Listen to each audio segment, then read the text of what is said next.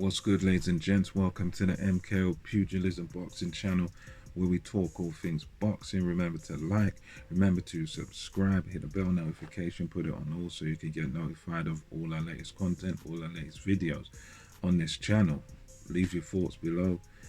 Let us know what you think about the topics we discuss here on this channel. So let's get into it. Recently, Eddie Hearn made a $1 million offer to Gary Russell Jr.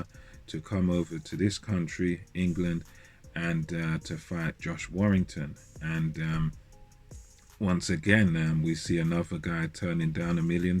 So Gary Russell Jr. said that he is this $1 million that Eddie Hearn is offering him is too little for him. He said this type of purse, this $1 million is beneath me. It's nowhere near enough to, to sort of pay me. It's just sort of beneath me is the sense of what he was saying. So yeah, this is once again, he's a guy that's undoubtedly talented, very good fighter. He's only lost to one of the best fighters we've seen in several years, in Vasily Lomachenko. Several years ago, that's his sole loss.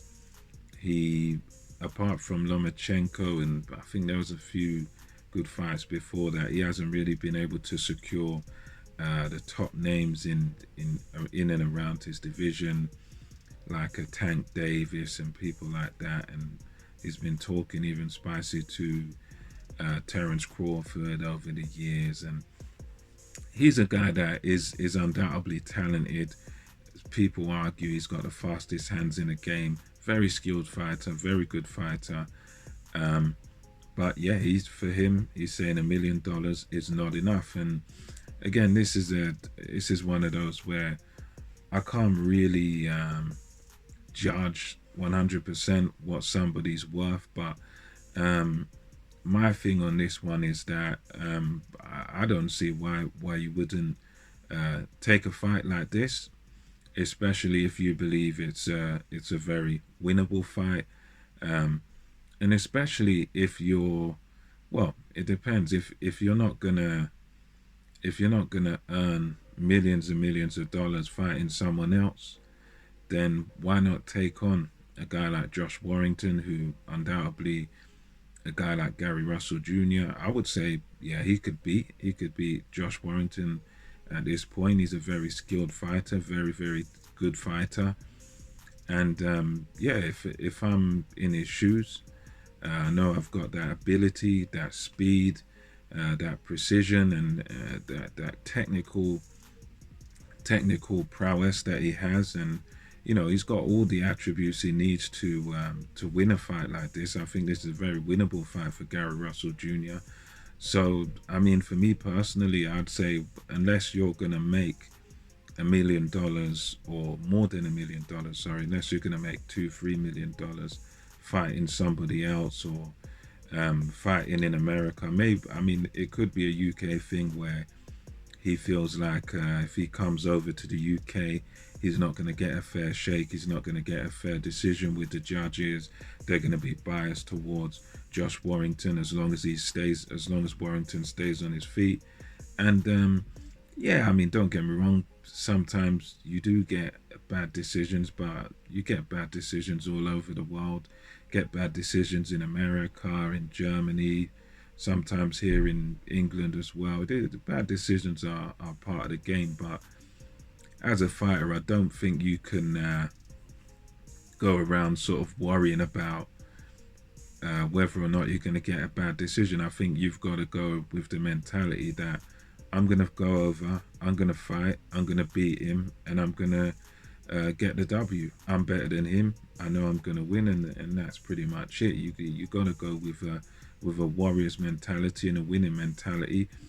Just like what Errol Spence did with Kell Brook. He come over, and not only did he come over to England, he came over to Kell Brook's actual home city, and his home city football ground, Sheffield United. He dealt with the adversity, he dealt with the hardship in the ring, and yeah, he broke down and ground down and beat Errol Spence Jr. in his hometown. Sorry, what am I saying? He beat Kell Brook, should I say, in his hometown, in his home city. And he wasn't afraid to come over here. He come over here and he done the job. And I think that's what fighters' mentality should be like. I mean, admittedly, he wasn't as big a name as he is now, but you know, with Gary Russell Jr., he's a well known amongst boxing people, but he's not like that well known worldwide. So I think it would have been a tremendous opportunity for him. I mean, you look at other guys like Terence Crawford, when he won what was, I believe, his first world title. What did he do? He come over here, not even here, should I say, he come over to Scotland to Ricky Burns. Ricky Burns was a champion, reigning for a few years, world champ, good fighter.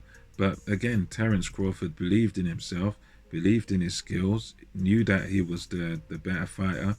He came over, again, Ricky Burns' hometown, his home country of Scotland, came to a foreign land where, I don't know if he'd been to Scotland before, come over, fought Ricky Burns, beat Ricky Burns in his own backyard. And with the case of Errol Spence, it was a TKO victory, stopped Kell Brook.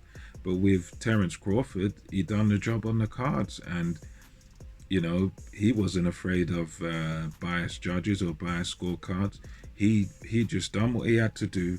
He beat Ricky Burns, made sure he was winning every round, used his attributes, believed in his skills and believed in himself, and came over full of confidence, backflipped in the ring after winning the title. And he had no fear of going over to someone else's backyard, because I guess that's where the money was at the time, and yeah, going over there, boxing and winning. And I think with a guy like Gary Russell Jr., why can't he do the same thing? I mean, he's a skillful boxer like those guys.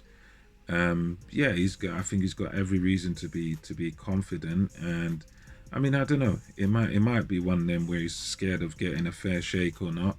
But ultimately, you know, that can happen anywhere. You, as a boxer, you just worry about winning a fight. That's what you want to worry about.